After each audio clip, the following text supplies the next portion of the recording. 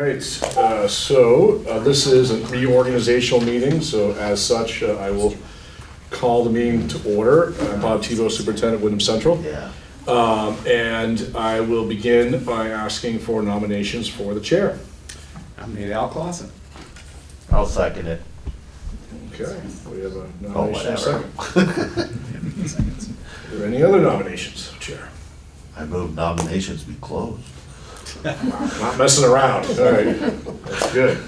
Do you need a second on that, or no? Yeah, second, okay. So, it sounds like we are ready to vote this puppy up. So all those in favor of Al being chair, signify by saying aye. Aye. Any opposers, please say nay. Appears as the ayes have it. Al, you are now the chair, and I'll turn the meeting over to you. Thank you, Mr. Superintendent. Continuing on, I'll open nominations for vice chair. I nominate Joe Winrich. Do I have a second? Not that we need any. Any other nominations? I move nominations be closed. Dana moving the meeting. Okay.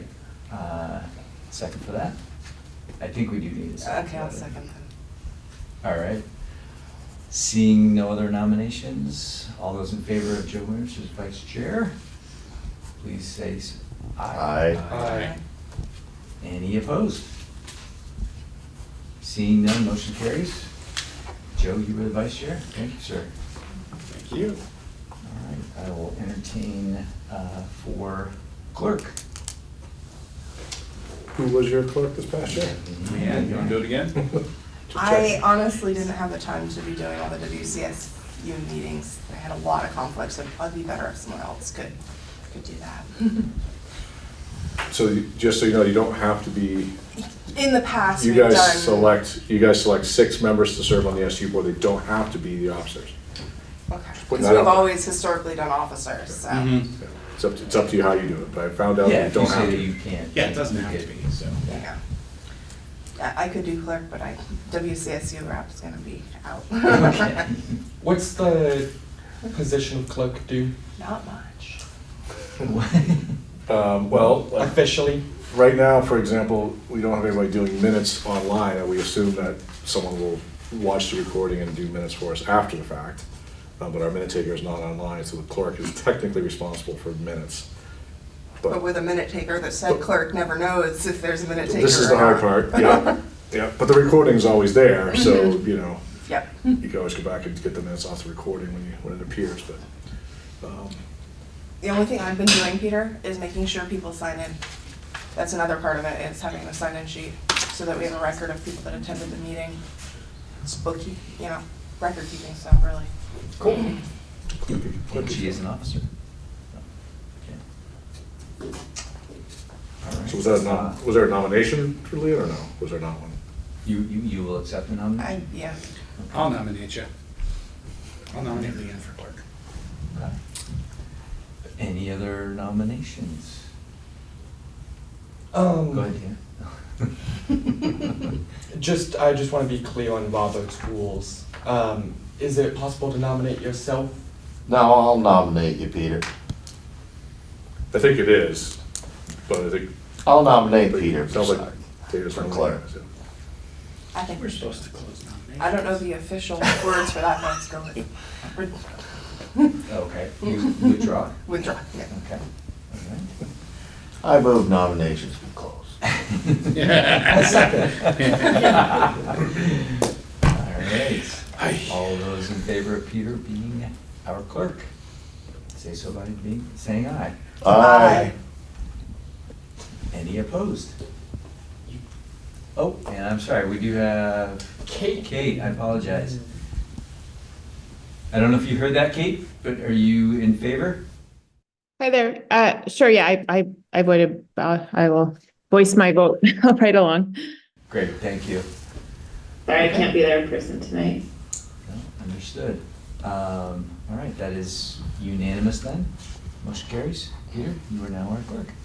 Thank you. Thank you. All right, elect WCSU representatives and WCSU policy committee. All right, start with the WCSU reps, and that is 6. I'm one. Yeah, so let's Well, see. currently the officers, Dana, Emily, and Peter. So we need I mean, if everyone stays, we need an additional 1, because Peter Right. took That was himself the- out of being a WCSU rep by becoming an officer. So you know what I mean? Yeah, I know what you mean. We're down to 5, we need 1 more. Okay.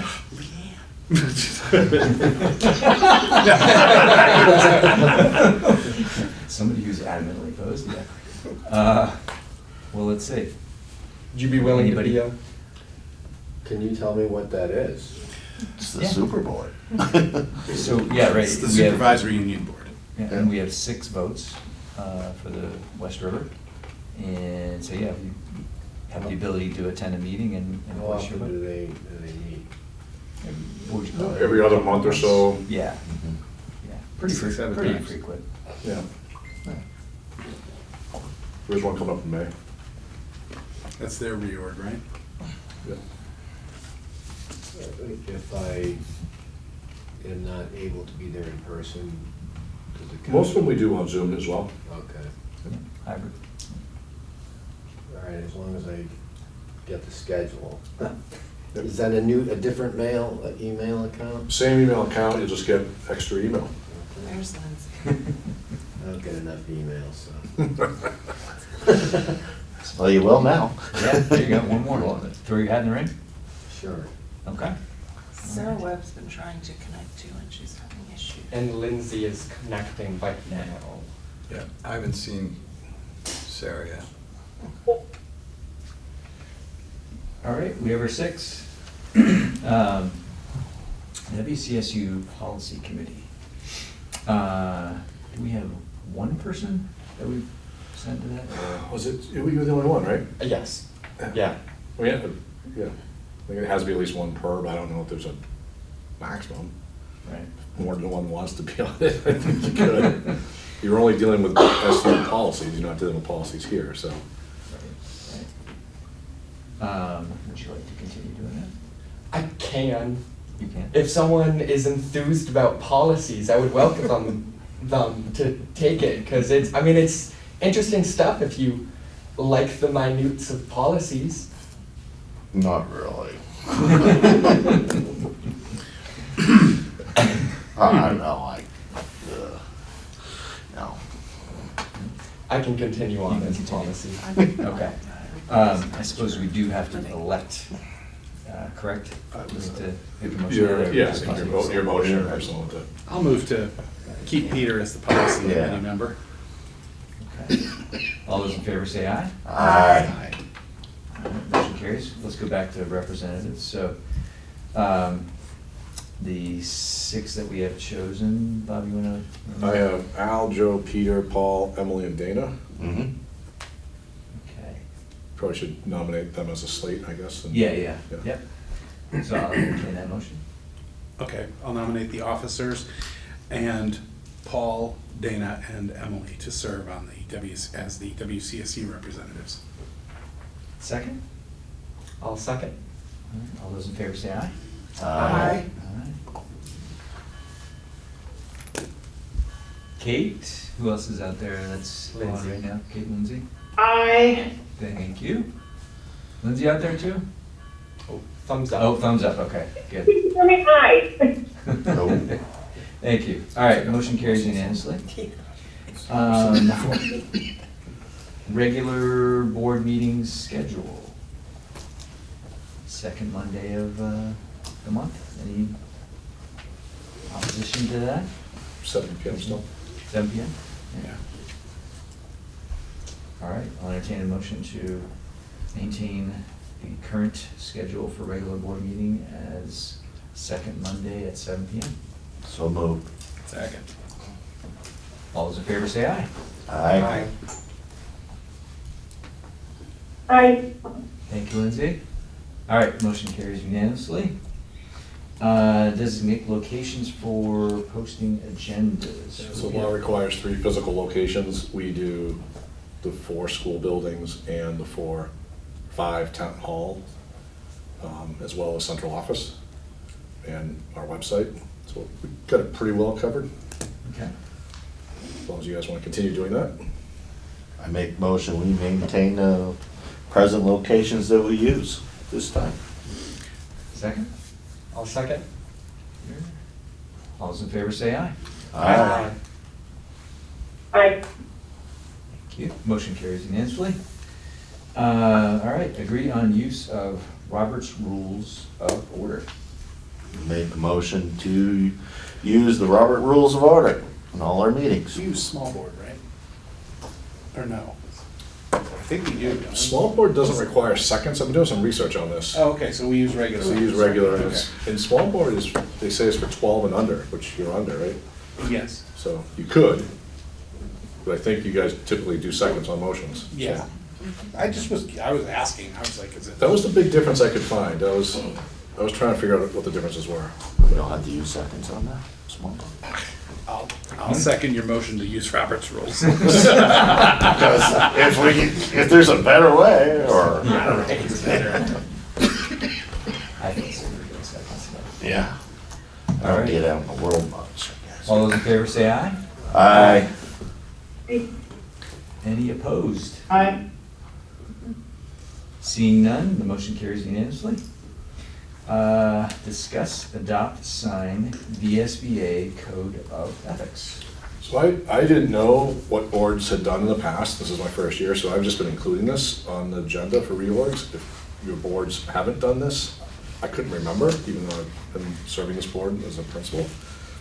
I know that it's something that, when I was a board member in my hometown, that we did this every year. We signed it and we turned it into the chair. It was one of those things. But you guys have your own norms, so I don't know. I just put it in there. If you can pass if you want, or you can review it. You can take a week or take a month and come back to it next time. However whatever your pleasure. Did everybody get a chance to take a look at it? Mhm. We have in the past. Yeah, okay. Yep, and actually posted it. Yep, right. I don't think there's anything, anybody opposed Didn't we to like it? all sign it on one sheet, pass it Mhm. around? Yep. Yeah. Yeah. Oh, did you? Okay. Well, you could pull one out and do that if you choose to. We got one handy? Pass it along. Yeah. All right, I guess we'll start with the motion for that. Ooh, each, probably. There's not a huge problem. Not a huge room. You can Yeah. sign on the back, Oh, just rows. on the side. You would do a frame around it. I'll make a motion that we adopt and sign the VSBA Code of Ethics for board members I'll second it. Thank you. as we're signing. As we're signing our life away, there you go, bro. All those in favor say aye. Aye. Any opposed? Seeing none, the motion carries, and then, of course, anybody who's not here at their leisure can stop by the office and sign it presumably. All right. Okay, designate a newspaper.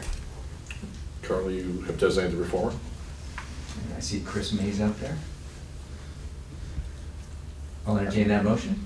I'll make a motion to continue with the Reformers, our newspaper of choice. Any second? Sure, second. All those in favor say aye. Aye. Any opposed? Seeing none? Chris. Chris opposes. And the motion carries unanimously. Designate a truancy officer. Sheriff's Department? So it has been the Sheriff's Department in recent years, yep. I designate our truancy officer to be the Wyndham County Sheriff's Department. And a I'll second. second. 1,000,000 seconds. Any discussion? I don't want the job. See? Nope. All right. All those in favor say aye. Aye. Any opposed? Seeing none, motion carries. Thank you, Wyndham County Sheriffs. Identify board delegate to statewide health insurance. And I wasn't sure if you guys had a member of that before or not. Is this Oh, the first VSBA time or I've seen VI? The VI stuff, yeah.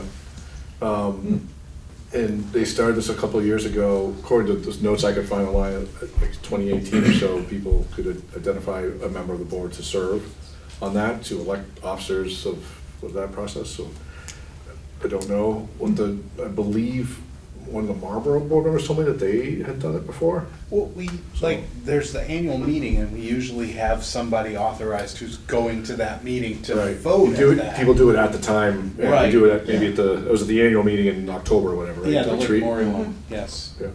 So you could wait till then and designation at that time? Dan MacArthur's done it. I think he's done it because he's been on VSBA rep, so he's there. So you could hold off and wait until that later. But you're entitled to your own as a separate district than just having Dan from the SU, so. That person just has to commit to go to the meeting to vote. You got, or you don't have to have it anyway. Is it one meeting? Is that? I believe it's an annual meeting. It's an annual meeting. Yeah. I'll be at the meeting because I am a VSBA rep as well. So if you want your own, I was gonna say. I could do it. Where to? But He seems to know a lot Yeah, about it. yeah. I'll nominate Joe Winrich to be our delegate. I second. But I certainly don't have to. Well, vote your conscience, Joe. Any discussion? All right, seeing none, all those in favor say aye. Aye. Any opposed? Seeing none? Thank you, Joe. Yeah. Motion carries. All right, let's start with our board norms, which are to maintain our focus, communicate respectfully, be present, keep the board productive and effective, and respect the agenda. All right, so moving on to changes to the agenda. Any changes? The only thing I was just gonna add is that you need to authorize the signing of those two contracts for the current fiscal year. They're long-term subs. So you can do that under super's report if you want, or just add it Yeah, somewhere yeah, we else. do that. Yep. Yes, remind me. Okay. Anything else? Seeing none, appointment of new board member from Jamaica.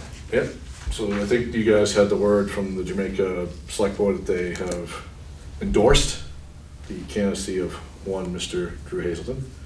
So you can choose to appoint him to fill that vacancy. Okay, I'll entertain that motion.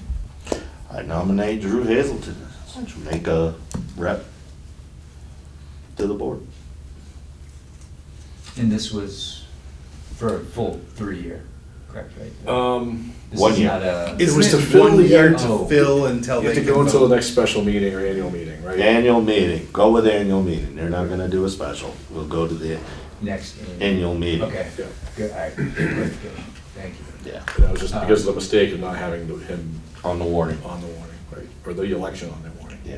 Okay. Right, so at the next town meeting, they would elect him for 2 years to fill the remainder of the 3-year position, right? By the way, I'll second. Yeah, to offset it. Not that Should be anybody's to offset confused it, mine Yeah, right. with his. That's a mess. We'll have to remember that. Yeah, yeah, definitely. Any discussion? Seeing none, all those in favor say aye. Aye. Any opposed? Seeing none, motion carries. Thank you, Drew, wherever you are, in waist deep in water or something. Something like that. Yeah? Wetsuit or dry suit? Dry suit, always. It's All right. cold. Do we have a student for a student report here? Yes, I'm here. Go. Oh, well, there we go. Hello, Katie. Katie, it's like a trip back in the past. Sorry, we're up in Burlington. Our spring sports have started up. All the teams are now practicing, with middle school starting last week. Our music program has music night and the concert coming up these next 2 weeks. And if anyone's curious about Journey Away, they have finished their travels down in the southern United States and have finished traveling to Texas today and fly out tomorrow for Vietnam. Wow. Amazing. They'll be Any over. questions? Thank you. Anything for Trevor? Trevor, when's the chorus concert? What? The chorus concert. It is the 16th. Okay. How was totality? It was pretty awesome. It was pretty crazy. Very cool. I don't blame you. Thanks for your report. Appreciate it. All right, on to the consent agenda. Minutes of March 11th, 2024, I entertain a motion. Are the other two things in there too? Oh, I'm sorry, Correspondence and and financials? correspondence. Yes. Okay. So yeah, might as well. Did we have any correspondence? I didn't have any. None? There's one thing I wanted to mention Oh, sure. that I've received. I did forward it on, and some of these were actually older, but they were hiding sort of as like spam almost. They looked like not normal. They weren't. It was a request from openthebooks.com, public records request for employee information that I did forward along to be addressed. Yeah, that we gave that central office. One of the funny thing about that was we got a couple of different ones, and when I forwarded it to Lori to ask her, like, hey, what's this about? She said, oh, we've already gotten some from River Valley, so some of the other districts as well. And in essence, it's a public records request for information about staff and When they were hired, what they're paid, Yeah. bonus, overtime, a whole list of. yeah. And so what we got for legal advice was that if you can complete the task in under half an hour, then you should just give it to them. If it takes more than a half hour, you can tell them it's gonna take more than half an hour, and you can bill them for your time. So the first report that they asked for had a lot of different things on it, so when I emailed the person back and said, well, this is gonna take 2 hours to do, we'd like to bill you X amount of money, they said, well, do you have a report that just does, and they gave me like less, and I'm like, yep, and they said, well, we'll take that instead. So they weren't interested in paying a nickel, they just wanted to get some information rather than more information, so we've complied with those in a timely way. There's been a couple, so. Good to know. Thank you. Yeah, so if you guys, it was strange, I guess because of the clerk, maybe, is that why you got it? That's why I think, that's the only reason I could figure, but honestly, like the subject line and stuff, you know, once in a It while was I weird. get some, Yeah. some spam stuff, so I hadn't looked at it too closely right away. Yeah. And then I opened one day when I had a moment, I'm like, oh, whoops. This is real, yeah. Sometimes it's hard to, you might not wanna open something, it could be a virus or malware Yeah. or ransomware that gets into our system. Yeah. Yeah, Thank you for vetting it. Appreciate it. yeah. Tell people to use snail mail. Yeah. Out of curiosity, Certified, track it. is your name spelled correctly? In the Yeah. minutes, this time it is. It's my once a year requirement. All right, yeah, I will entertain that motion for the minutes. I make a motion to accept the minutes as written. Seconded. Any discussion? Seeing none, all those in favor say aye. Aye. Any opposed? Seeing none, motion carries unanimously. All right. Any other correspondence? And approved financials. What do we have, Joe? Pay order 62 and 62A. Yeah. One is for $1,342.48, and the other is for $90,604.42. I make a second to approve. Any discussion? All those in favor say aye. Aye. Any opposed? Seeing none, motion carries unanimously. Yes, thank you. Long-term planning update. We have a few items under this. Yep, so, the first item is a letter, which you can see in here from Monica. For some personal reasons, Monica has put in to move to the vacant sixth grade position at Leland and Gray. And her and Dana Quadro met and drilled her repeatedly for interview questions, and she passed the test. So Monica will be going to make Leland Gray next year in sixth grade. So, we're congratulate her on that, and thank her for her years. Jamaica, how long were you at JBS? Oh gosh, since 2017, so, yeah. A while, yeah. And, this is all, I'm not trying to make judgments, but I just want to be clear about what she's been doing, because I want to make sure people understand. Been teaching 3 grades. Well, all Well- the grades, math, but yes, 3 grades, 3 grades, so initially it was 3 grades at a time. yes. With 4 subject areas Yeah. and being the principal. the teaching was it wasn't like a half and half thing, the teaching was full-time with the principal piece on top of it. And then this year was the first year you guys kind of switched it, right? Right. So then she did all the grades For math. for math and science. Yes. Yeah. And the other teacher did the opposite. But, so yeah, so it's a lot. And so we will be posting that position. Sure, we thought, both of us thought it had already been posted, but it has not been yet. We'll get right on that tomorrow morning. And we'll be posting it as a teaching principal again, conceptually. And we'll keep you guys updated on how it plays itself out. So that was item number one. We just wanted you to know that. I mean, the other part of this, I guess, just to give you guys a staffing update outside of Monica as well, the admin assistant who had been there, who started there this year, Correct. left at the end of March. Yes. That position is currently vacant. It has been posted. I believe that was one of the ones that went into the reformer as well, on that long list of things that we posted. And that is full-time? Yes. Yeah. They also help out with the lunch program as well, Yeah. breakfast and lunch. Yes. And assist in the classroom. Yeah, they're in there working with kids as well. So that's, again, a multi-layered job. So if you know anybody who you think would be qualified, we've dug around some of our sources as well, and have not come up with anyone yet, but we have no applicants at this time, and so they're operating with the 2 staff members. And then other specials as they come and go, but those 2 day-to-day people are there all the time, and they're short this one person. And the third staffing update was the part-time custodian who's been there. We actually transferred there from here. Susie is leaving to take another position with fewer hours and more pay at the end of the school year. So she's with us through the end of June. So just wanted you guys to know all of those, get a clinical look at that, and thank Monica for her efforts. So, Thank you, Monica. thanks, Thank Monica. you for the opportunity. Yeah. So she's excited to only teach 2 subjects to 1 grade. I can't imagine. And not be principal. The second item on here is the Articles of Agreement. So Al and I had a meeting with the Select Board Chair in Jamaica just to kind of review the legalities involved, anything that may or may not happen at Jamaica School. And so I enclosed the articles. They're quite long, but the essence of it, you can see at some point, I forget what page it's on, is that it would require, to close a school would require a vote of the townspeople of Jamaica, which I think most people were aware.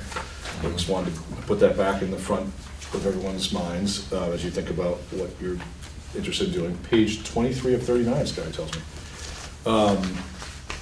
as well. I mean, jump in if there's any questions along the way. I'm just kind of reporting out the list of things that you have.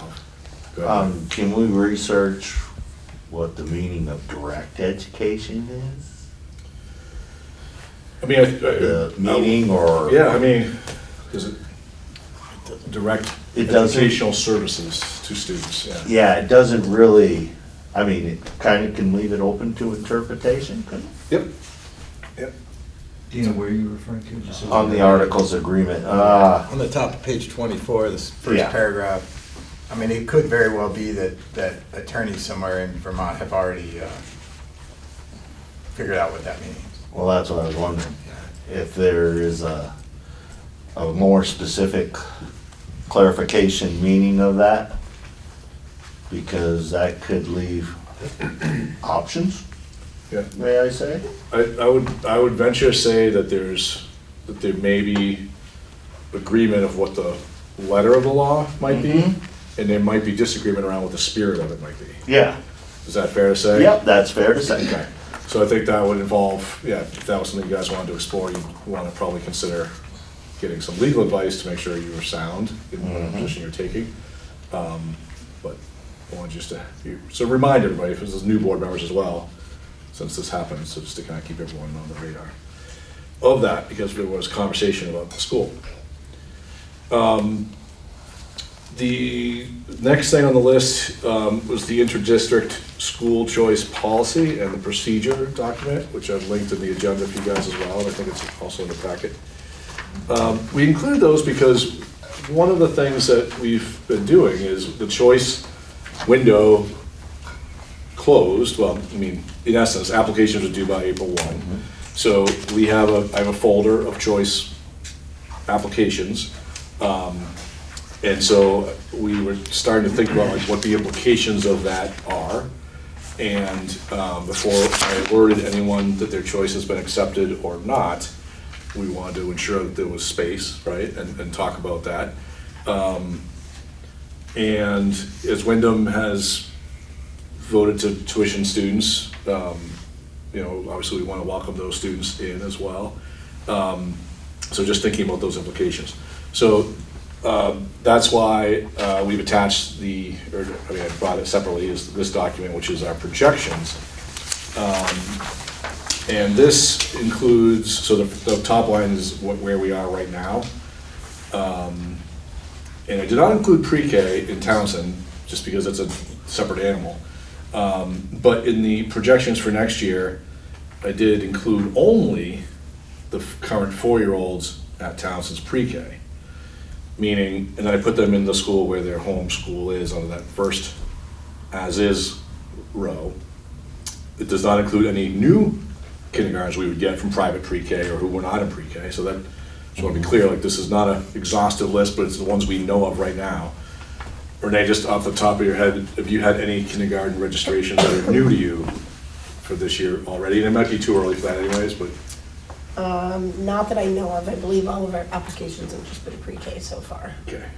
Did you get any new kindergarten applications? No, but I would like to explain to the board, if I could take a second. Yeah. The numbers, we never, because we don't have a public pre-K that feeds Newbrook directly, kids come from privates and mostly from Timson Hill and Sunny Lane. We never get firm numbers, and the numbers that, like if I asked Shelley, my kindergarten teacher, Shelley Bostrom, if I asked her how many kids were coming, she would have a number, but it's just because she talks to the pre-K teachers and kind of has an idea for it, but it's not included here. So it's not that we're really expecting 2 kids next year, it's just that 2 of the kids from Townsend have told Renee and her folks that they're coming, right? But that does not mean that we're gonna have 2. I would, and I'm not gonna venture a guess right now. You would have 8, there are 8 kids currently at Townsend 4-year-old program who are from Newfane and Brookline. Yes. Yeah. Yeah. So if they, yeah. Right. And then, Mark, have you had any new Ks register? No, that K would be included in that, not, since we've talked. Since no. we talked, no, okay, so no. she did have 1 new K from Townsend who is included in that too. Yes. But it is early on the K, so but I want to give you what we had up to the minute.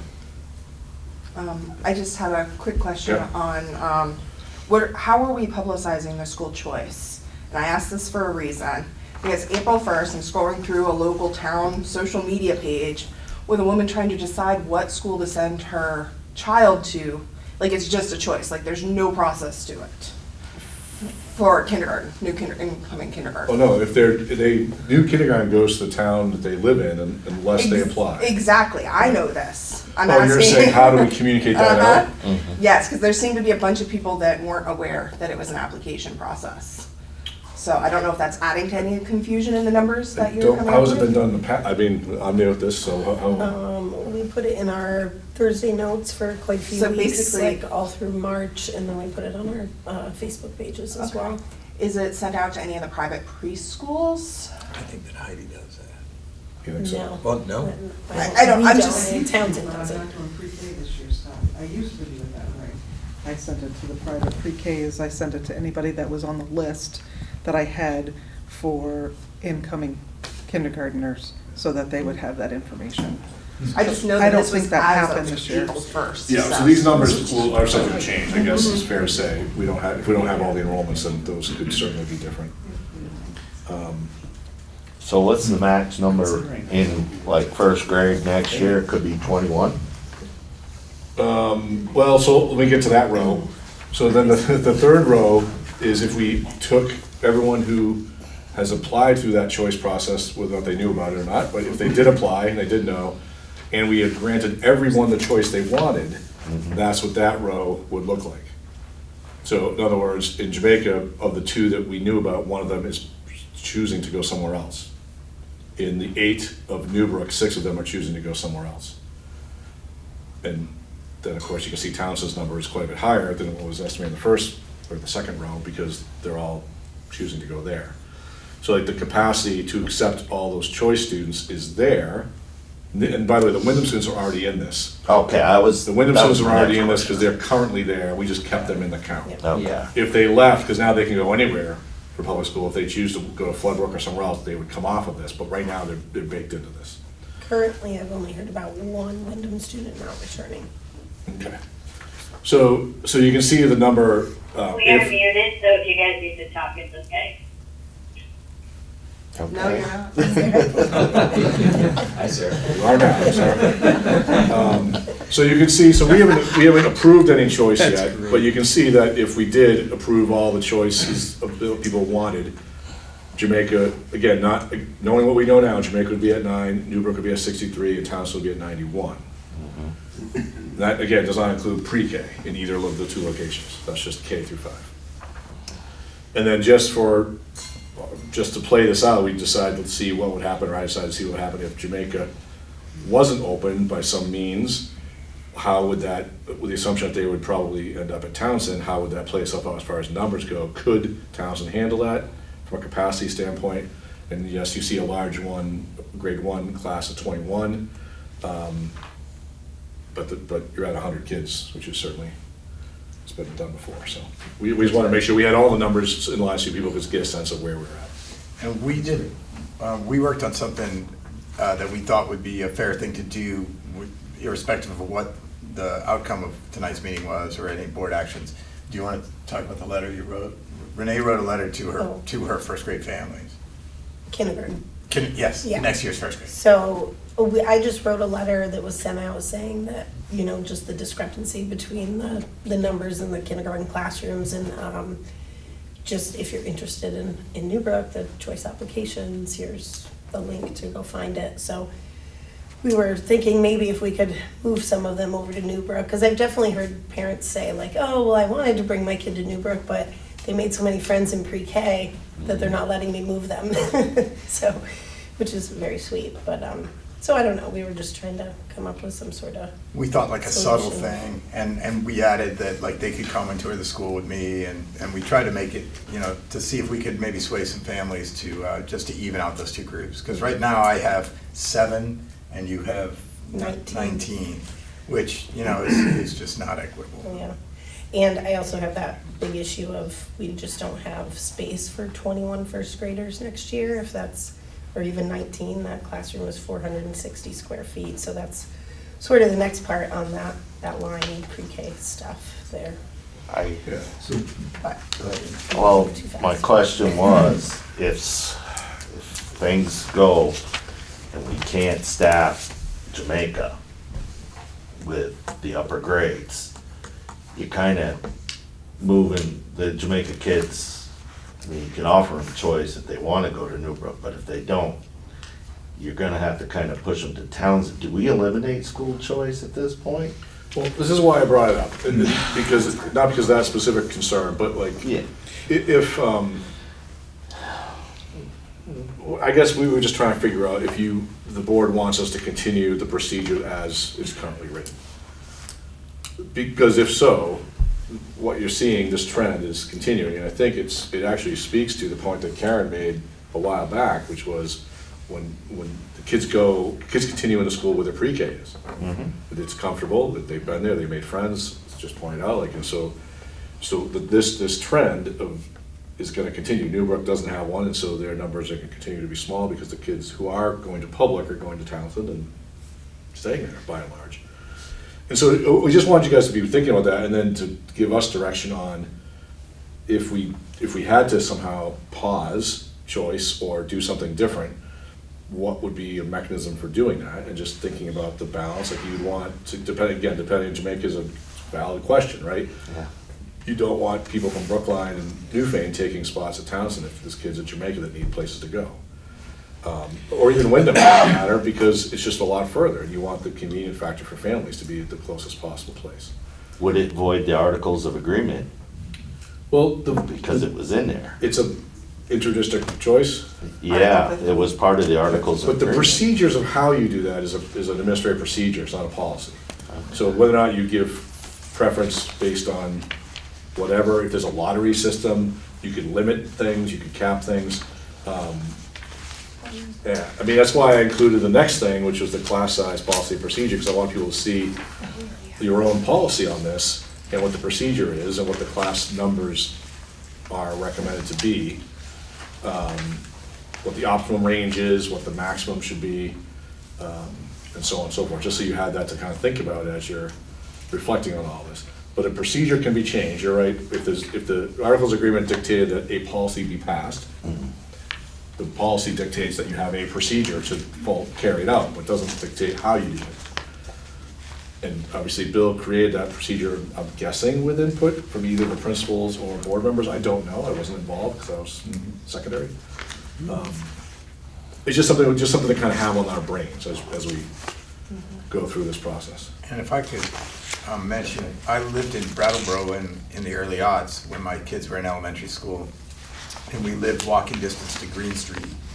And we were able to prefer Green Street, but they didn't give us Green Street until they balanced the schools. Like, they had a process that was internal where we did get to give our preference, but it wasn't really a choice, per se. Our kids, yeah, our kids did end up going there, but it was because they went through some kind of internal process, so.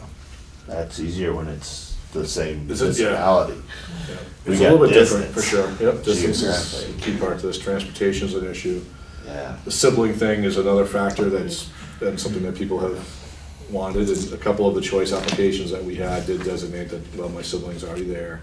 So like, we're trying to honor those, and, so anyway, it's new to me, it's complicated, there's a lot going on around this, around long-term planning, so we wanted to be super transparent about where we were, what the numbers look like, and then, I guess, maybe looking for some direction on to accept all choice applications at this time, or whether we want to pause on that and see what else might come down the pipe. Well, I mean, we've talked a lot about this at long-term planning, so is this the time and point at which we say, hey, Newbrook, can we get pre-K at Newbrook? Is there space there to do that? I think that would Right. kind of, Okay. go ahead, Lean. I just wanted to point out one thing, that while we definitely want to welcome the Wyndham students, technically they're tuition students and not part of our district. So our district students need to be the top priority. Yep. And if we were, and if we were pressed for space, if Jamaica wasn't open and you were pressed for space in Townsend, then I would agree with that, Yeah. for sure. Right now, it's not a problem. I know, Yeah. I wasn't saying that was, but in Yeah. the planning, unfortunately, Something we to have to consider. keep that in mind. And we, Yep. to let them know ahead of time so they can make other arrangements. Absolutely. Be respectful. Yep, no, for sure. And maybe talk Wyndham into joining the district again. So, to get back to the long-term planning piece, so, yeah, we still have pre-K on the list as well, and that sort of gets to the pre-K sites and the application process. I wanted Monica to just give an update on where we were with the application process, and then have that broader conversation, just to talk it through a little bit.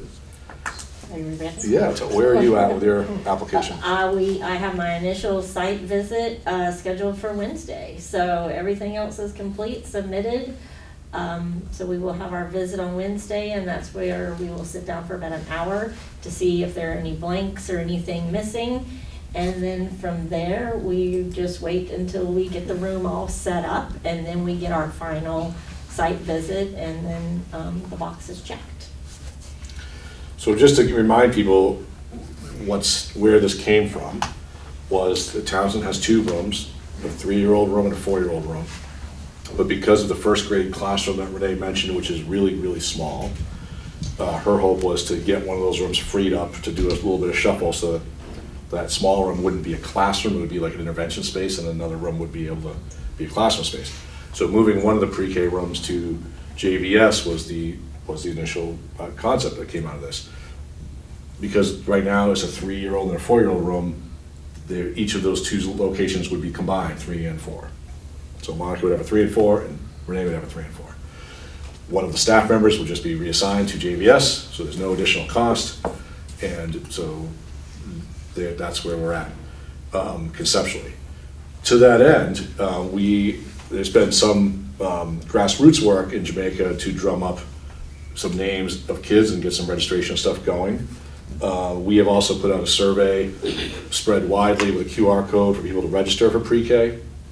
So what's your, and again, it's early, but we just want you to know what we have at this moment. Right now, we sent out, or put out 16 packets. We either mailed them or handed them out or emailed, and also packets were put at the Jamaica Village Library for folks to pick up. We've only had 2 returned. That's pre-K. Pre-K. Pre-K. Yes. In the survey, we've had 3 people fill out the survey who are not the same as those, so we have a total of 5 people surveyed. On those 3, Townsend was the first choice of all 3. They were not Jamaica residents though. They were Brookline, Newfane, or Townsend residents. 2 of them noted that if Newbrook had a site, they would go there, or they'd be willing to go there. But so we have 3, and these 2 is 5. And then the current 3-year-old class is how many? We have 17. Oh, I'm sorry, that's 4-year-old. 3-year-old class, we have 13. 13. So, yeah, so that's where we're at. So now this becomes a combined class. Those 13 presumably would stay at Townsend unless the parents chose to move them to JVS. And they could take up to 7 more combined 3 and 4-year-olds. And then they're capped at 20, right?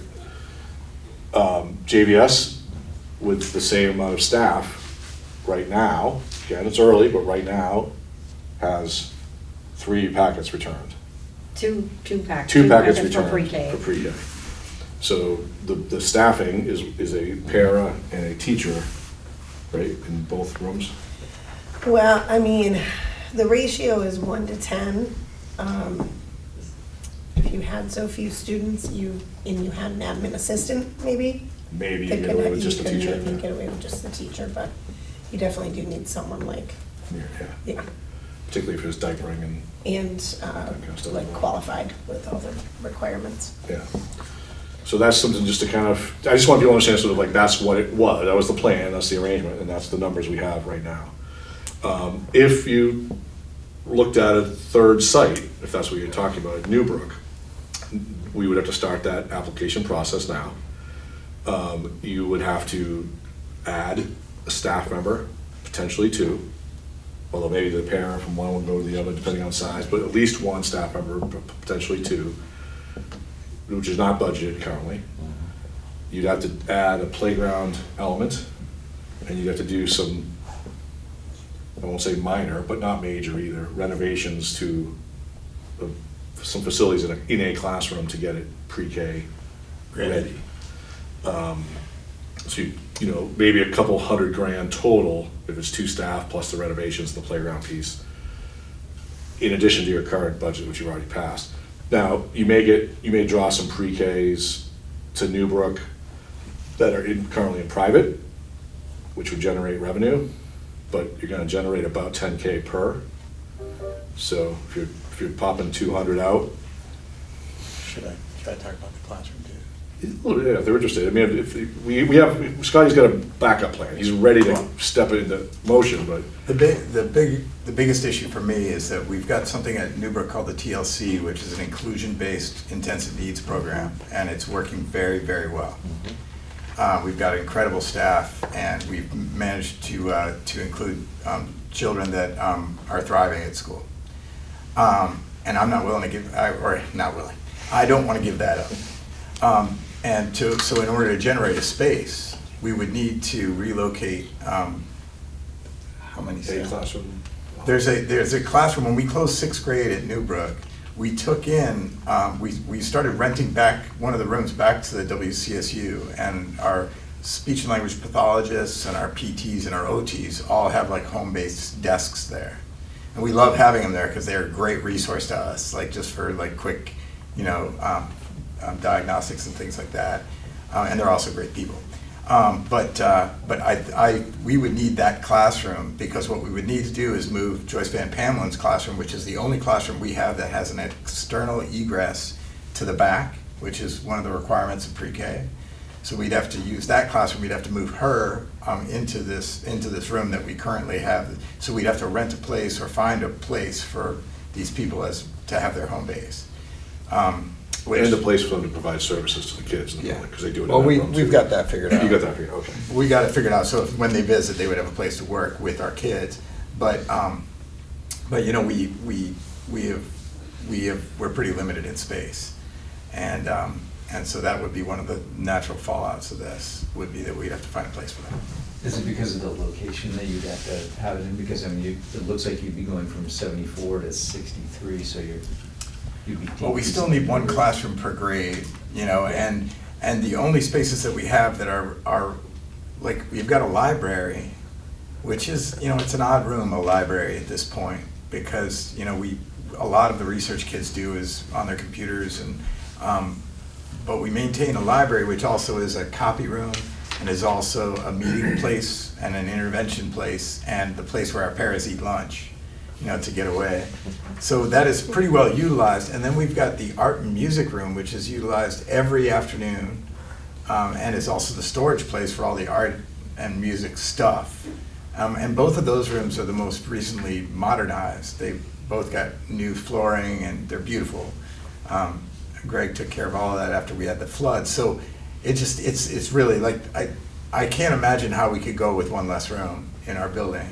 I mean, if the board asked us to do that, we would figure that out. But it just seems to me to be unfathomable, because we literally right now, somebody comes in and says, from DCF, we need to talk to a kid, you know, at 10 a.m.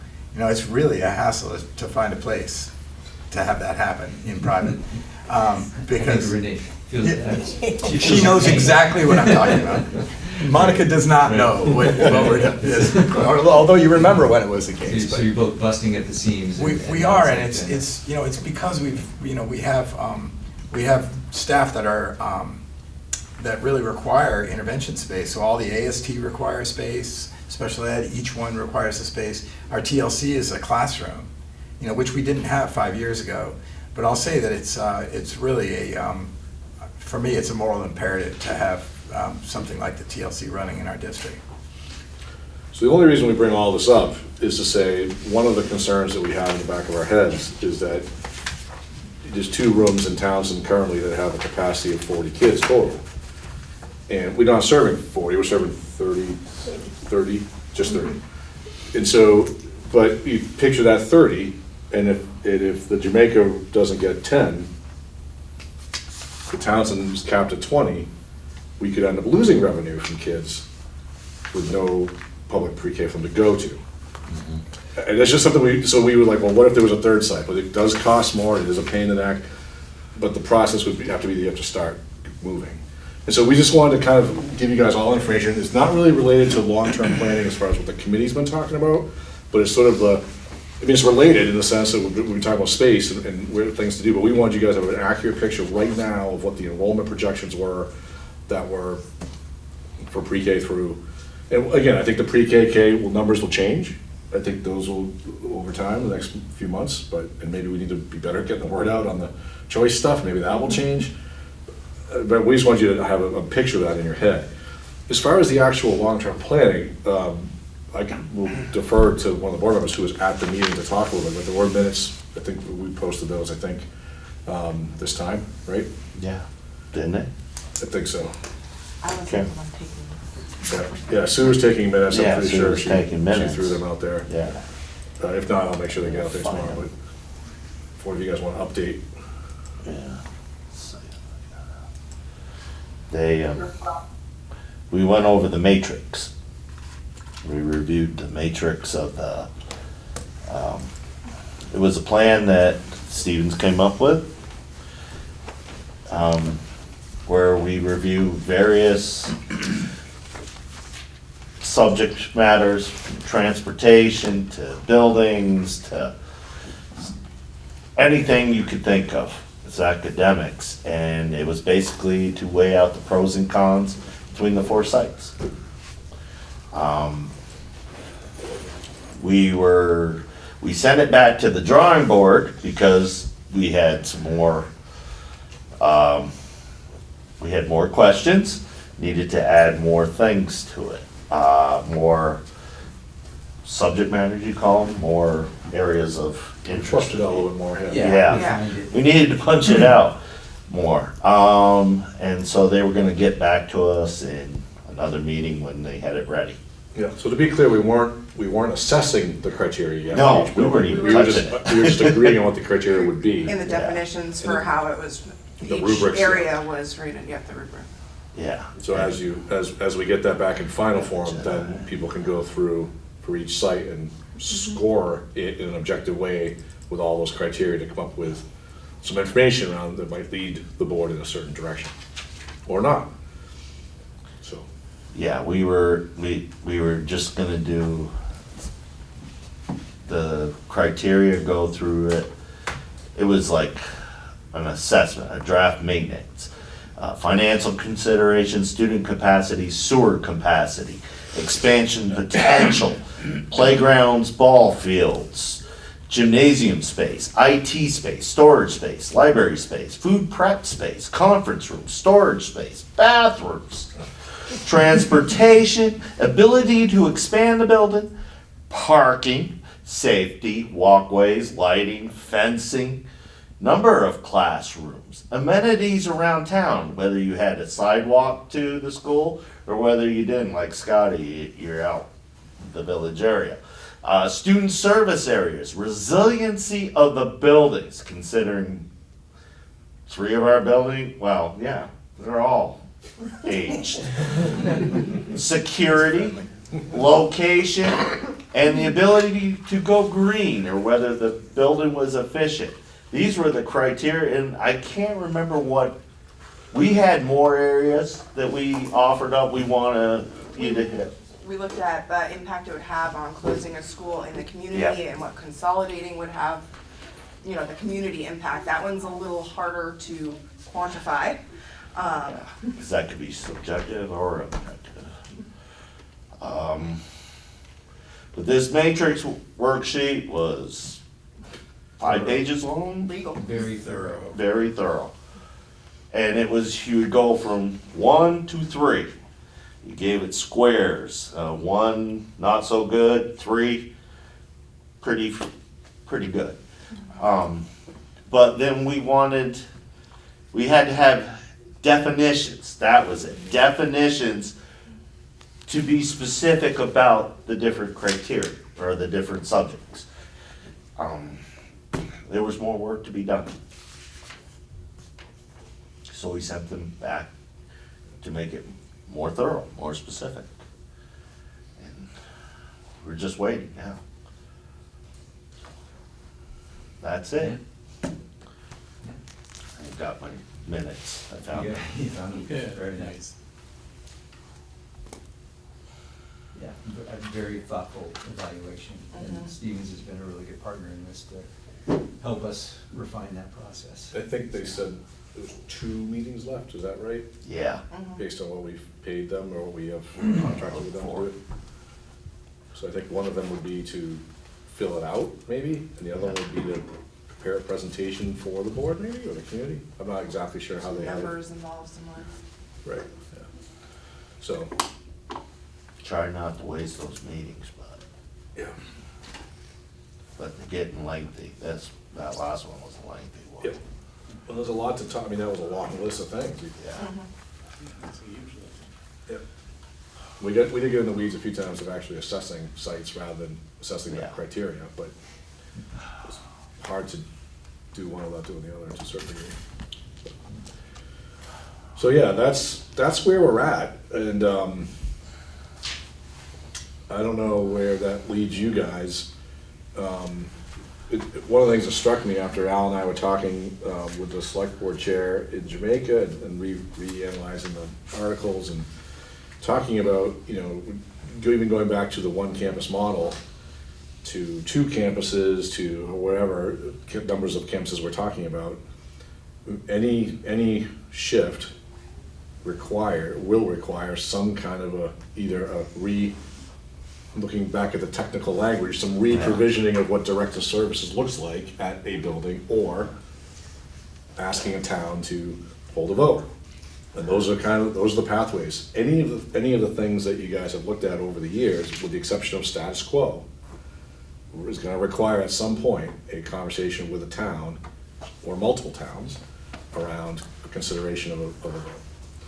So to me, as I started thinking about this, it seemed like I wondered whether now was the time to consider doing that, because how much further do you go if a town or multiple towns don't have an appetite for that?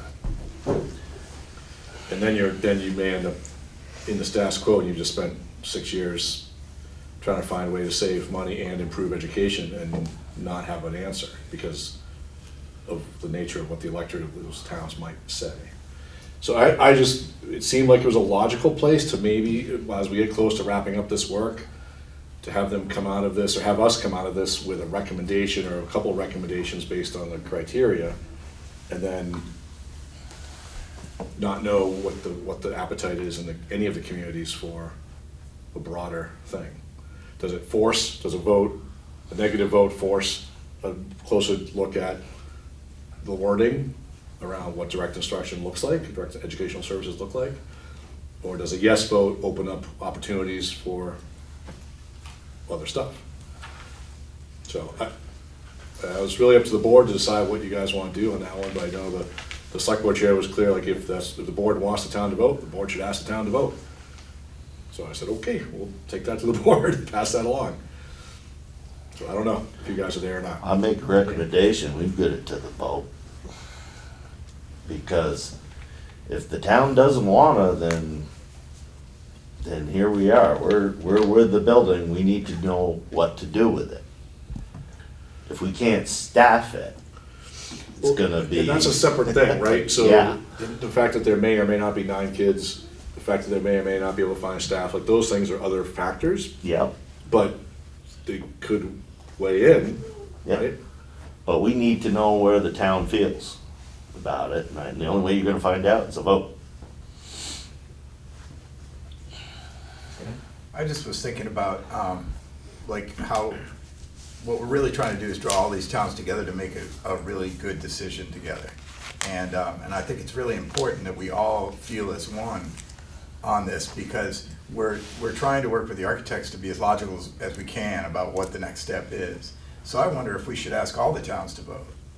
Would you be willing to close your local elementary school if the That would board be interesting. ultimately landed on, and I just wonder if that would be more palatable to the voting public, if everybody was doing the same vote. Not that we would close all the schools, but that hey, potentially it might be one of these two schools or 2 of these schools might need to close. Well, yeah, if one community says yes and the other ones say no, it does give you a starting place, right? That was just something I was thinking about, but I just thought that maybe it would also be more equitable from the start. Like really, I've been on the long-term planning team for a long time, and I don't see any way around it. We're gonna need to probably close a building, right? And I mean, that's the only fiscal way we'll be able to do this, and equitably for the kids, for the experience. And so I wonder if maybe we should just find out from the towns who'd be willing to do that. I mean, Brookline did it. They were very successful, very successful. I'm thinking about, like myself, like if I would have a hard time voting for that if I didn't know, like, it would be a big difference other than Brookline. If I knew my kid was gonna go to Townsend, I might say yes, but if my kid was gonna go all the way to Jamaica, which is very far away from me, I don't know how I would vote on that as a voter. So you're suggesting having a plan, having something to put in front of people first that drives I think how they so. vote? I just think it would be hard for people to vote. I don't know. I'm wondering if that vote would be considered even binding. Like, would you be willing? And everybody says, yeah, sure, depending on the plan. And then we say, okay, here's the plan. And they, oh, well, I'm not following that plan. It's more of it's almost a survey rather than a real decision by a town. Yeah. It'd be cheaper to do a survey than it would be to do a vote. Well, so. except for it's not binding. Yeah, So, yeah. well, you said, well, now we have to vote. Or if you ask all 3 towns and you say yes. Yeah. Yeah, it's like it. In the survey or the vote? I mean, that's just something to think about. Yeah. Huh, interesting. All right, well, Dana, Yeah. Yeah. back to your original notion, which was I can on the verge of rescind a it. motion. I can Was that a rescind it. motion or just a suggestion? Or a discussion point? It's a discussion point at this point. Because I wanna know, but then I don't wanna know.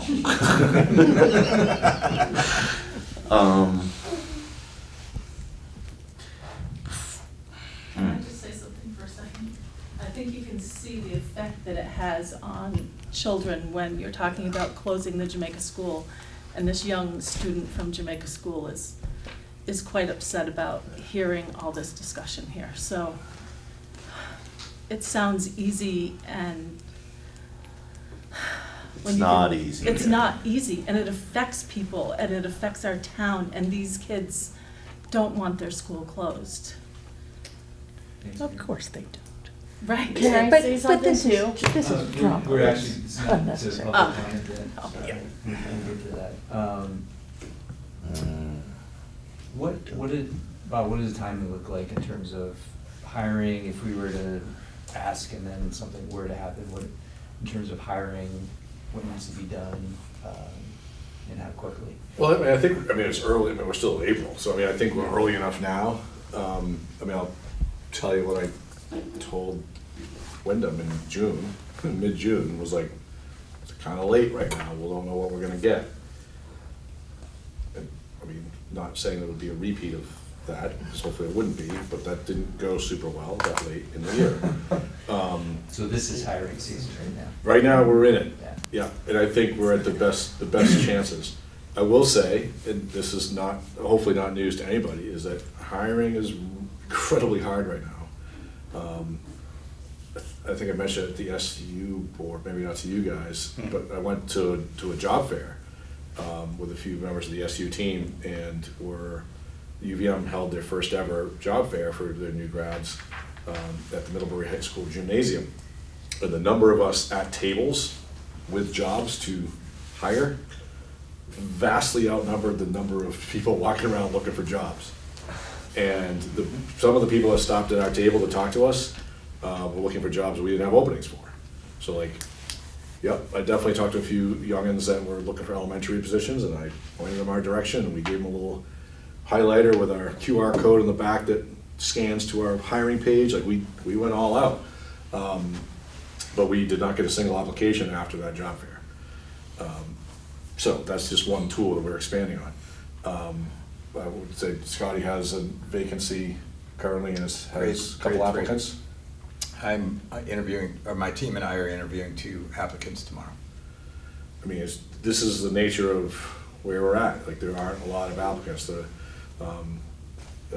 Townsend Jamaica combined school counselor had 2 candidates, and now they have 0 candidates. Yeah, that fell through. So they have nobody. There's no other new candidates. We've reposted it to get it to the top of the list, and we'll see what happens. That one's been vacant all year. We never filled that this year. I just want to be honest with you guys, it's tough. And we will look, we will beat the bushes, and we will talk to people, and we will do our best. I think we have a lot of good things going on that people would want to work for us.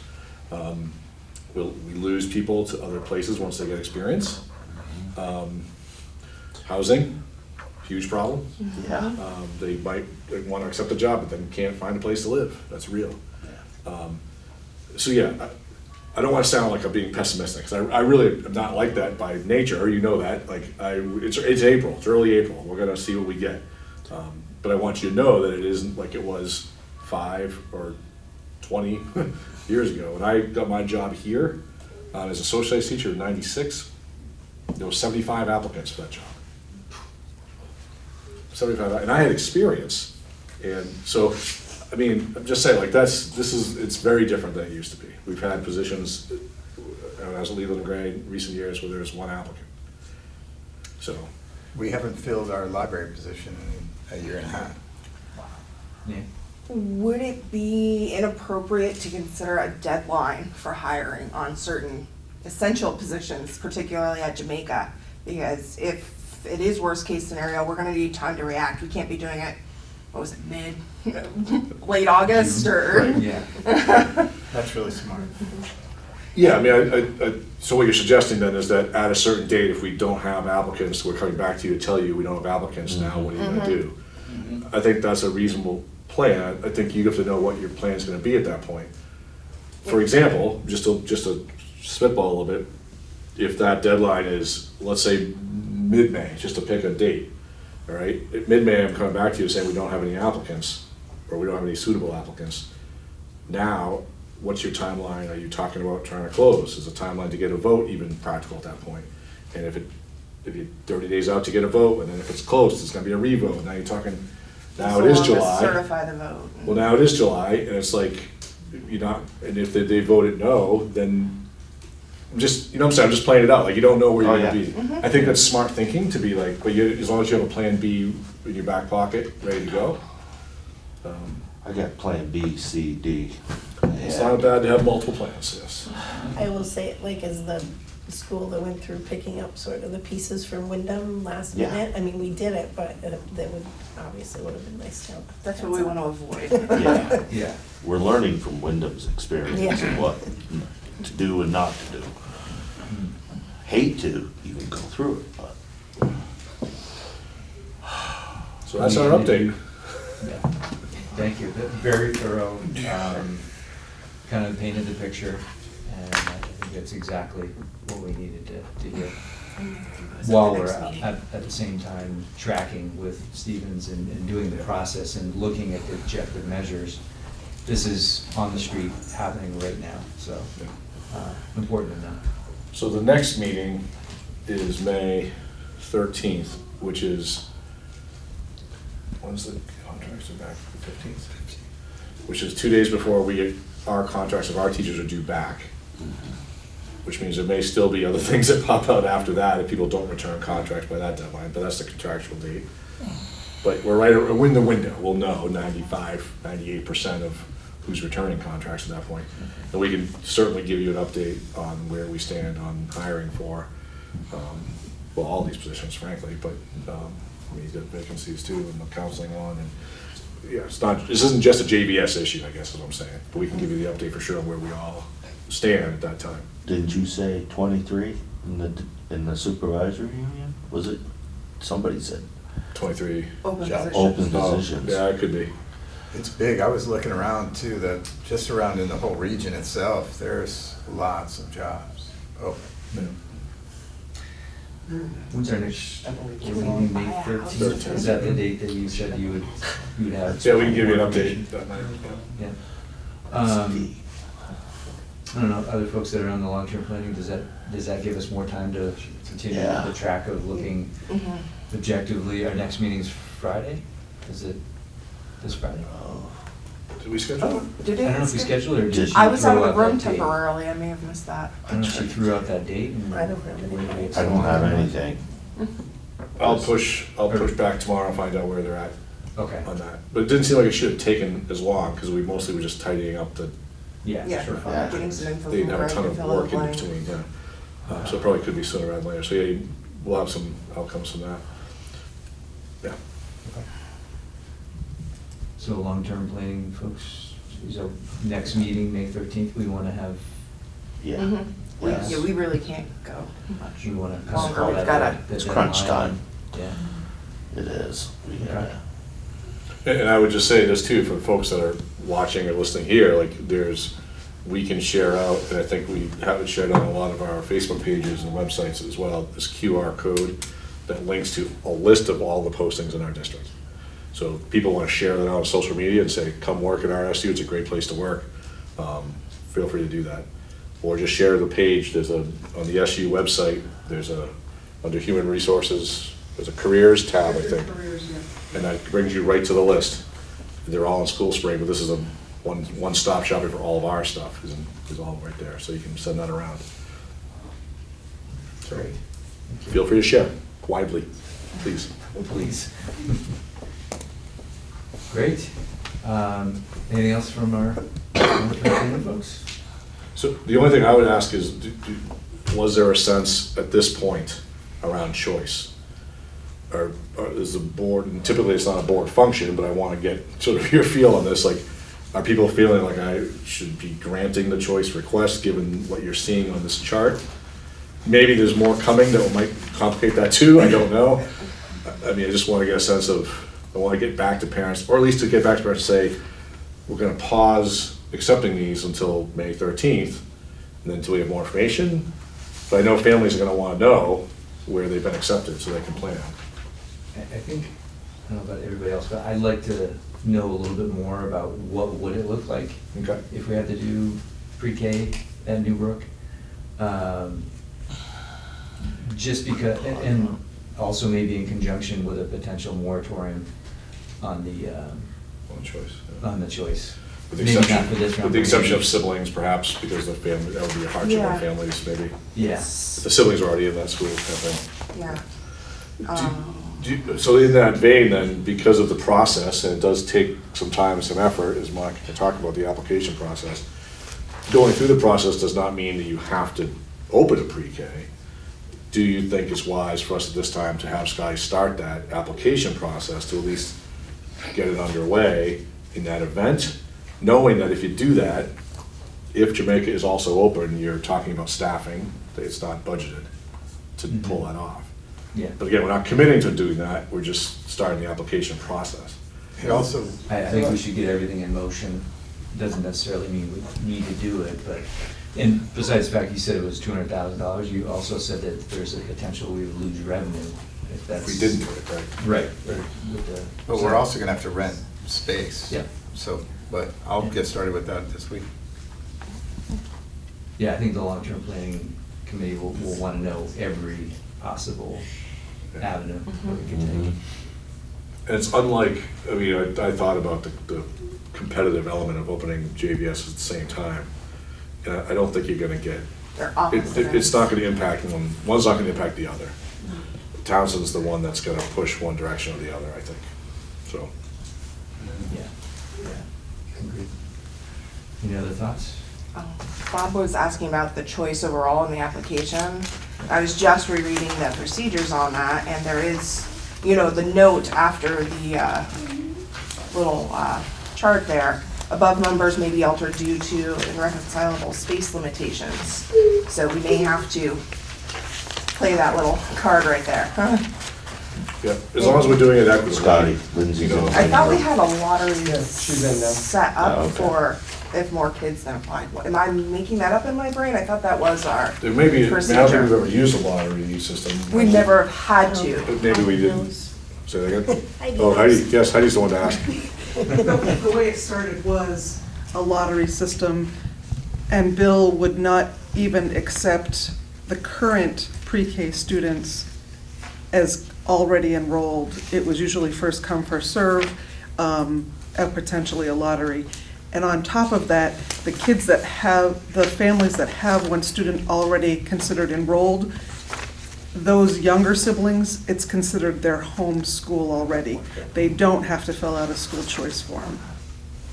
You don't have to fill out a form. No, it's an automatic, the only reason for a family who has a child, if you have a family from Newbrook and a child is attending Townsend, the only reason they fill out a form is if they wanted to move that younger sibling back to Newbrook. It's considered that family's home school with one sibling. So let me ask this follow-up. If they didn't fill out the form, how would we know? You would know because that child's already enrolled, an older sibling is already in that school. So you're gonna assume the younger sibling is going to be attending that school. If the younger sibling is in a private pre-K and we don't know of them, potentially, Well, you probably would, because if you're, the principal, the teachers usually know when there's younger siblings, yes. Gotcha. So you would be automatically assuming that child would be attending that same school. I that makes sense. thought we had actual policy on that though, and I'm not seeing it in anything. Might be, here. is it not in the procedure? I'm skimming it, so I could be Yeah. missing it. My eyes are getting worse and worse as I get older. So, yeah, it does make sense though, yeah. Oh, yeah. Siblings entering school after a child who has exercised school choice may attend the same home school as his or her sibling. Yeah. All right.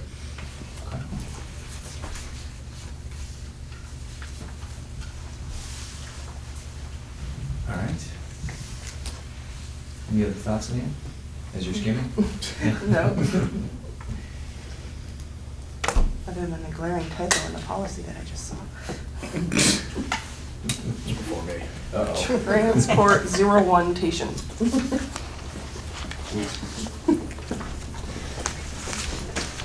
All right, thank you, appreciate it. Moving on to the NEASC update. Yeah, I don't think there's much new to report on that. We're still, staff are working on the sort of preliminary report, I guess you call it, the visit report. Collecting student work, lesson plans, unit work, all that kind of stuff. They're still in that collecting phase, so. Okay. Not much new on Yep, that. I think they asked teachers to have like student work stuff done before April break. We do have a date for the collaborative conference in the fall, where they send a small team out to do their sort of, I'll say initial, it's not the reaccreditation visit, it's like a smaller visit in October, I think, of the fall. So that date's already been set. Okay. And just because potentially we get new folks each meeting, if you want to give like a 30, 60-second elevator pitch on it. Sure, yeah, so NEASC is the New England Association of Schools and Colleges. It's an accreditation program in New England, and through some of the long-term planning conversations and task force work, it led to some questions around educational merit, I guess. And so the board charged the administration a year and a half ago, maybe, to come up with a way to do some sort of an audit, I think at the time, of our educational programming. And so we suggested, instead of paying a sort of a one and done kind of approach where they come in, visit for a few days, write a report and charge 30 grand, that we do it as part of an accreditation process, because we are not accredited. And Leland Gray had been accredited as a high school, but it had been taken off by the principal prior to me. And so anyway, so the idea was getting reaccredited, but doing it as a district rather than as a high school only, which is a new thing that NEASC does. And so it includes the elementaries and Leland and Gray as part of that process. So we end in a year or so, year and a half, with an accreditation, and then a 10-year plan for continued improvement. And it's a lot cheaper than the other one we talked about. Thank you. Yep. Perfect. All right, principals' reports. Let's just go left, right. Monica. Okay, great, I will start. So Jamaica Village School, we've been very busy. We did have our conclusion to our March Madness with our book selection, and the students selected The True Story of the Three Little Pigs as their book of choice, as the winner of our March Madness. So it was really fun. It was presented by Dana Zazinski, who read each book out loud with different voices, and she was quite entertaining. We started our Vermont CAP or VTCAP testing. We completed our language arts. This week we're working on math, and then we will get our one fifth grader to complete the science test. And that will launch us into our Ames Web assessment. We also went on a field trip to Jamie Malouf's house, part of the OWLS program that we're doing with our grant from the Stratton Foundation. So we had a great day, spending the day on her property, doing all kinds of activities. We had our parent conferences, and let's see what's coming up. We have senior luncheon coming up. We have, of course, XVIII coming up, Green Up Day, and so we pretty much have the rest of our school year scheduled, but I think we may be adding a few things in between there, such as field day and such. But we're on a good path. Thanks, Monica. Scotty. Thank you. Yeah, as far as the testing goes, Vermont CAP, we started a couple of weeks ago. We've got, we're getting pinched a little bit this year with XVIII for our 5th grade, so we really started at the beginning of the window to try to get that done. I think all of us want to thank Matt Martin and the IT team for helping to get us through some really difficult and challenging IT issues that came up initially, and those guys are great. The WCSU Elementary Student Art Show was supposed to open last Thursday, but with that snowstorm we didn't get to open, so we opened Friday. And there's work from all of the schools, all the elementary schools in the whole SU, and it's all shown. Suzanne Paw installed it all in the library at the More Free Library at Newfane till the end of the month. Our beloved chef Linda Griffin retired at our school, and so we had a big event for her. She came back in to see the kids, and all the kids went up and said the sweetest things to her, and it was really, really nice. And that was last Friday afternoon. We did that. In the meantime, Jake Galagli is our WCSU food service manager, and I hope that all of you saw that article that was written by Food Connects about him. He's getting a lot of accolades because he's amazing. But he's actually working at Newbrook now cooking because we're trying to figure out what we're doing. Again, we have a library position still open. We've got a third grade position open. Our third grade teacher that we hired this year, Abby, got married this year, and they're moving to New Jersey. So she's really embarking on a great thing, and we're going to miss her very much. Our radon came back, and we're good, which is great. Miss Van Pamlin and Mr. Gragan are working with our grades 4 and 5 kids. We're doing a science fair revolving around the states of matter, and it's going to be an evening program. We're going to have parents come in, and that science fair is going to be on April 18th. We're also having a PTO supper and spelling bee on April 11th, the week prior, and that's going to be a blast, and a lot of the adults are going to be spelling with the kids, and no matter who you are, you get a list of words that are, because Miss Van Pamela is so organized, that are appropriate for you, no matter who you are. So all of the people that are going to be spelling have a group of words that they have already seen and that they're preparing. So it's a really fun night. We used to do it as a fundraiser for our Montreal trip when we had 6th graders. And I misspelled a word that night and really embarrassed myself. Thank you. I did it a few times. So. Yeah, I think you were there that night. And that's really all I have. Thanks, guy. All right, we also have started our testing. It's going pretty smoothly. Yeah. Let's see, so last time I talked about our readathon, we also just this past week had our Scholastic Book Fair, which hadn't been done in like 20 plus years at Townsend, so that was really exciting to see. We had lots of volunteers and staff that made it possible, and we get 25% of the profits. I'm not sure what our total was just yet, but our library has never looked so amazing. It was pretty cool. I don't know if anyone here saw it, but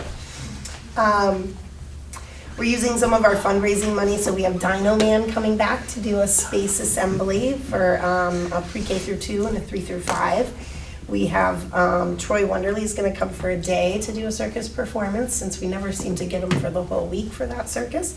So we were lucky to get him for May 13th, and 13th. And we're planning our end of year field trip at the Upper Valley Aquatic Center. Working on some transportation, so if anyone knows of some outside bus companies that they can put me in touch with, that'd be great. I contacted 2 today, so fingers crossed that we can make that happen. But it's a pretty cool place. Water slides, a splash pad, and let's see, our Teddy Bear Tea, which was supposed to be last Thursday, which with the snow day, so we rescheduled it for April 18th. And we have pre-K enrollment coming up on the half day here this Wednesday. We'll see what that looks like. Usually we do get a lot of people in the building at that day. And yeah, unfortunately the two applicants for counselor, the first one fell through and then the second one fell through. So we reposted today, so it's at the top of the list, and we're keeping our fingers crossed. Thanks, Renee.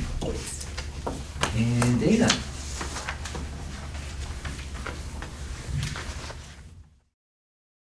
Hello. You guys can hear me okay? Sorry. I would like to start with the fact that obviously we had the eclipse today, and we tried something different at Leland and Gray. Every class that was held today was connected to the eclipse or the moon in some way, shape, or form. And in my travels through the building, it seemed like a really successful day for the staff and students. Interestingly enough, the staff was pretty nervous about it, but I'm really proud of them for jumping in and trying something different where everything that we might explore and experiencing in a school was connected to a major event in our lives. So I think it was a first and something that we're going to experiment with more often.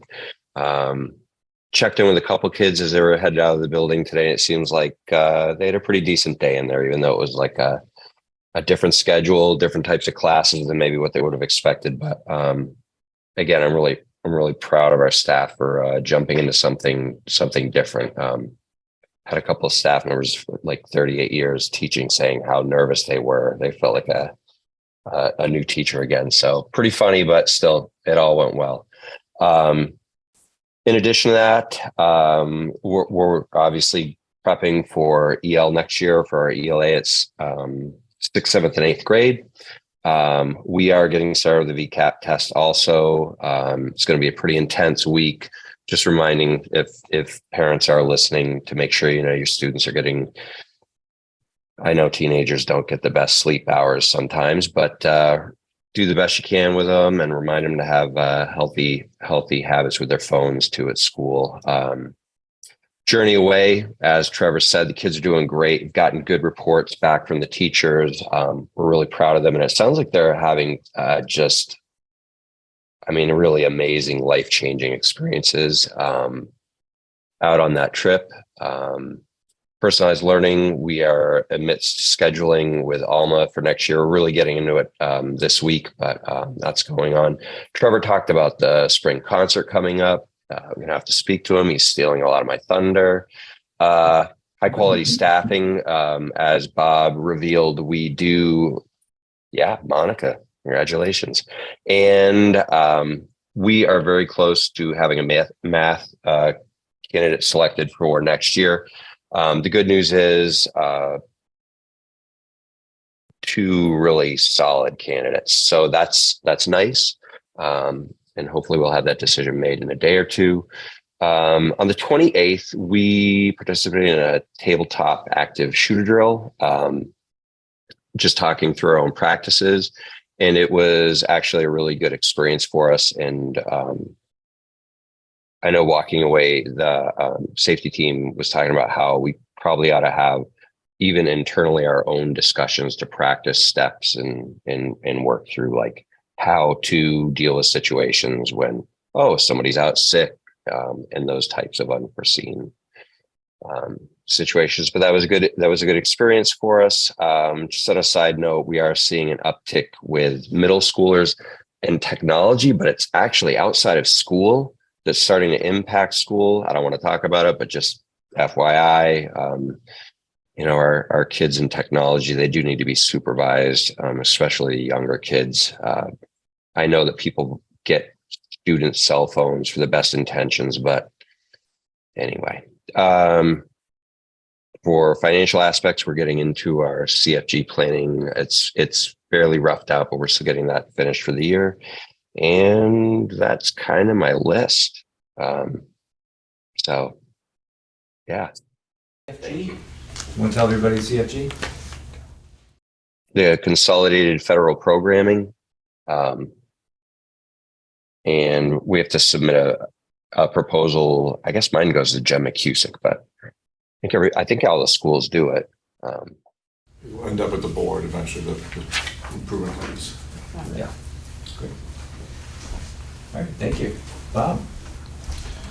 So you guys got my cabinet report earlier. I highlighted the job fair piece already on that. One of the things that I put in the report, I believe, I just wanted to highlight as well for you guys, is that we, starting out this past July, we did not have a principal evaluation plan in place. It was on my list of things to create early on.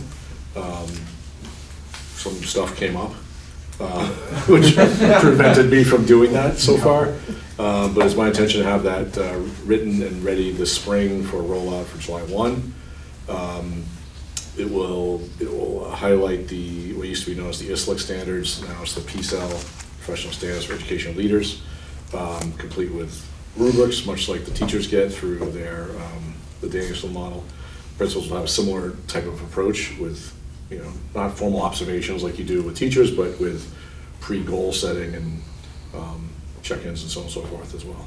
So that'll be new for principals and be new for the SU, at least in recent years. So pretty excited about that, rolling that out. So we'll go from there, but it will include 360s that they'll do, which means board participation, parent participation, students, staff, self-evaluation, so on and so forth. We'll be all part of it. So it'll be fun. And that's what I'm pretty excited about that, because that's one of the reasons why I was interested in this position was the development of principals. And, West River has the most principals than the other districts. So yeah, just thought I'd share that part with you. Great. Thanks. Any questions for principals or superintendent? I will mention that the SU board, on Director of Finance hiring, we are moving forward with scheduling some interviews with that. The SU board identified 2 SU board members, neither of which, well, they asked for people to volunteer, no one volunteered. Leanne was gonna, but she said she was too busy. The 2 board members from the SU board that will be involved with that are not on your board, but they represent the SU board. So just wanted to pass that along as well, so you are represented in that search process for Lori's replacement. And you also need a motion. Oh, right, yeah, that was the other piece, yeah. So those are 2 contracts for long-term subs that are in the building currently at Leland and Gray. And so we just need you to authorize the chair to sign off on those existing contracts. Make a motion for the chair to sign the 2 contracts for long-term subs. Seconded. Thank you. Any discussion? Seeing none, all those in favor say aye. Aye. Any opposed? And the last thing, sorry, the last thing I had was, just as a point of question, had you guys in the past done, for principal contracts, had you guys done that in the same way, like authorizing a signature from the board chair, or is that something you've done in an executive session? I've just not, obviously wasn't a part of it, because I was one of them. I don't know what you've historically done on those, because that time is also coming up. Yeah, I think we've handled it the same ways, other contracts. Yeah. Yeah. Mhm. Yeah. Okay. Yeah. So I'm just bringing you contract authorizing the chair to sign. Yep. Okay. All right, anything else? We're on to public comment now. Before we get to it, I will just say that we will limit it to 2 minutes. We'll move to other people. If there's nobody else, then we can come back for a second. But I saw Karen, you had your hand. Go for it. I just wanted to say that I have personally talked to different parents in Jamaica, and there are 11 pre-K students and 2 5-year-old kindergarten students who have told me that they are sending their children to Jamaica. And I just wanted to read a lot I've just talked to personally, but here's a comment from one. Hi Karen, thank you. Yes, we are aware. Thanks to seeing your post on Facebook, I have already got the registration paperwork for my son. Another says, yes, I'm so excited. Thank you. Hopefully enough to keep the school open. I think it will be a really exciting year. Another says, hi Karen, yes, and because of your, whatever, I feel like Jamaica School is a much better fit for my son this coming year. Another says, I saw that the cover letter said pre-K registration was on 4/1 and we missed it. Can we join Teddy Bear Tea regardless? I presume I'm still okay to pre-register. Very happy to opt for Jamaica. This is actually a Townsend parent. And then there's another one, oh, that's the same one. Anyway, the people that I've talked to have been very excited about Jamaica as an option. So 11 pre-K students and 2 5th grade kindergarten, 5-year, 2 5-year kindergartners is what I've talked to, and they all say they are planning to go to Jamaica and are thrilled. Thanks, Karen. So just letting you know. Appreciate it. And why haven't I'll they follow been up on. counted? because they haven't submitted the enrollment forms. And there Okay. I isn't see a really hand up any- there. We're gonna go with Chrissy next. Chrissy Haskins. And you have 2 minutes, Chrissy. Hi, thank you. First of all, I, among others in Jamaica, was extremely disappointed with how JVS was portrayed in the presentation at the annual meeting. Programs and opportunities for each of the other schools were discussed, while the summary for JVS was basically that the students play outside. This presentation gave a distinct impression that the board does not think highly of or care about JVS. This hurt many people in our community, including our students. You need to do better. I have heard, on a separate note, I've heard the comment several times that Brookline was fine with closing their school. Please realize that the situation with Jamaica is different than Brookline was. Please stop comparing the two towns and the two situations. Listening to the meeting today, I have questions.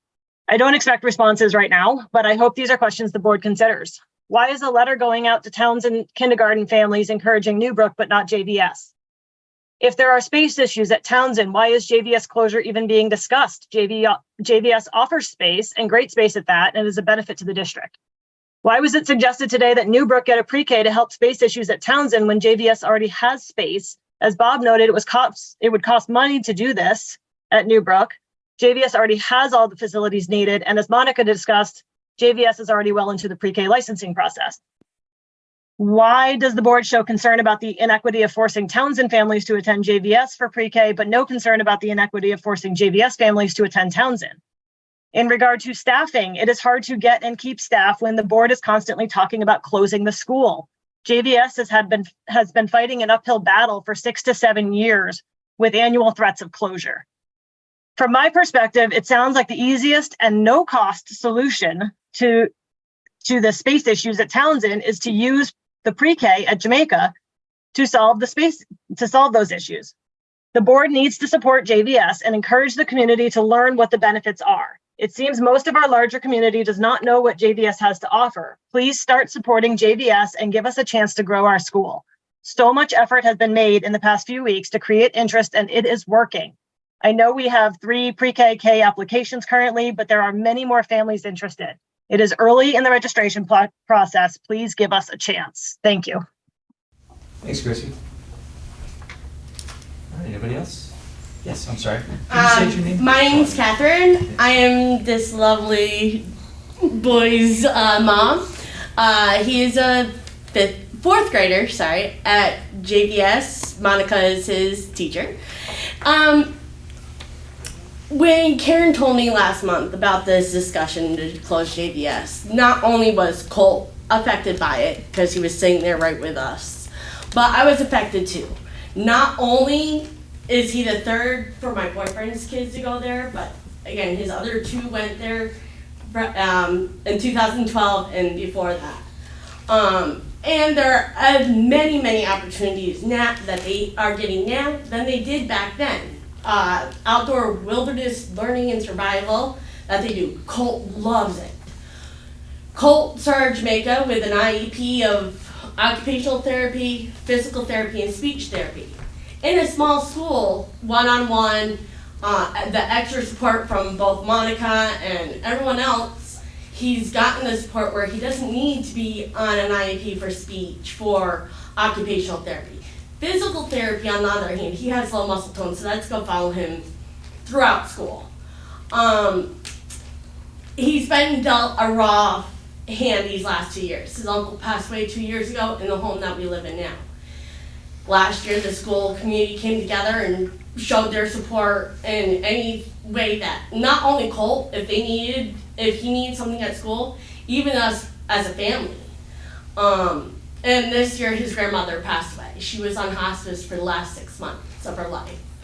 And I was her full-time caregiver. Monica, Marissa, Miss Tina were all worked with me if I couldn't get him off the bus. There were multiple times where Monica had to bring him home for me. Now, I'm a low-income parent, and I know there's a lot of other low-income parents in Jamaica themselves. If Jamaica does close, that affects me as a parent. Because 1, I don't have a vehicle to go and pick Colt up, whether it's Newbrook or Townsend. I don't have family around here. My family lives in Springfield in Massachusetts. So I don't have family to go say, I need to pick up my kid. And his dad is a contractor and it brings him wherever the work is. Sometimes there's none, and then sometimes there's a lot where he's got to go all the way to the Canadian border. So he's not around at times. So in a way, closing Jamaica School is not, this is my opinion, obviously, is not feasible. Yes, he's got 1 year left in there, so many of you might be thinking, oh, well, what's going to be it doesn't really affect them. But it's not even that. It's these kids with maybe some sort of learning disability like Colt that might do better in a smaller school atmosphere. That maybe like emotional support for deaths or whatever. Like Colt's gotten these last 2 years because of great staff and great students and great parents. Not only are you taking these kids away from friends, you're taking them away from a community. Something that they're involved in. Not every day, but they're at least once a month. And the community is involved in the school too. So, I guess that's what I have to say. But I do know Colt has something to say too. Right, Colt? Right. Go ahead. Colt, you're up. Go ahead. You're nervous. Hey, you know a bunch of people up there, so don't. You know what? I'm Xander's mom. Okay. And he loves you. He thinks you're one of the close Okay, so, okay, go ahead. You know that. Okay, go ahead. What, you want me to read it? No. Okay, then go ahead, bud. Hi, my name is Colt Kramer. I am a 4th grader in Miss Deuce's class at Jamaica Village School. I have been at Jamaica for 5 years since my family moved back from Pennsylvania. I have 2 older brothers who attended Jamaica School. Back in 2012 and earlier, when I started Jamaica School, I was on IEP for speech, occupational and therapy, physical therapy, with much support and one-on-one practice. I have overcome many needs of extra support with speech and occupational and therapy. I don't think I would have achieved this success in a large school. No one now on the topic of the school board even thinking about closing Jamaica School. If Jamaica School closes, you take away our opportunities to hike in the #1 state park in the state. You be taking away our sledding hill, which we have a sledding competition on who can sled the farthest. We can bike ride during laughter and possibly soon Jamaica Mountain biking plans to put a trail and get approved adaptive bike, which will be great to use. Our school offers outdoor wilderness learning and survival, and even classmates. Yeah, even classmates. Enjoys this program. We learn about animals, nature, plants, how to build shelter in nature, what you can eat, how to make a fire, How to make tea from plants. how to make tea from plants, Yep. and more other things. Our school participates in the state green update. Can you say that about any other other schools in the district? The older kids help out the senior lunch on at the Jamaica's church. Does any other school in the district do that? So if you close Jamaica school, the kids that are used to these programs, and they will be disappointed. But you won't just disappoint the kids, you will disappoint the community that participates in school activities at Jamaica School.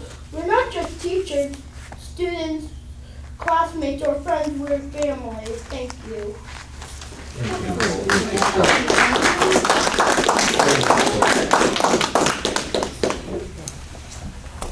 Thank you, Cole. Does anybody want to try to top that? Can I just ask one quick question? Of course. Just so I get a Yeah, sort of sure. clearer view of Yeah, some of the can you say your things. Oh, hi, I'm Senna. I am a Rawsonville, a Jamaica resident. Ms. Deuce, with the people who are leaving, exactly what staff is left for the 10 kids, the 9 kids? None. Okay, that's what I wanted to know. Thank you. One is unofficial. Right. So there's a potential that there's one staff member left. Well, in our special educator. Got it. So in terms of licensed teachers? Well, the special educators are licensed. For all courses and? Yes. Gotcha. So there's one left. Gotcha. Okay. I was just curious where we were at. Thanks. All right. Any other comment? Am I missing anybody out there? Scotty? Not that I know of, Good? thank you. Okay. All right. Well, that will officially end the public comment. Appreciate it. Cole, you might be in the paper tomorrow? Oh, I hope you do. You're like, oh boy. Right, Chris?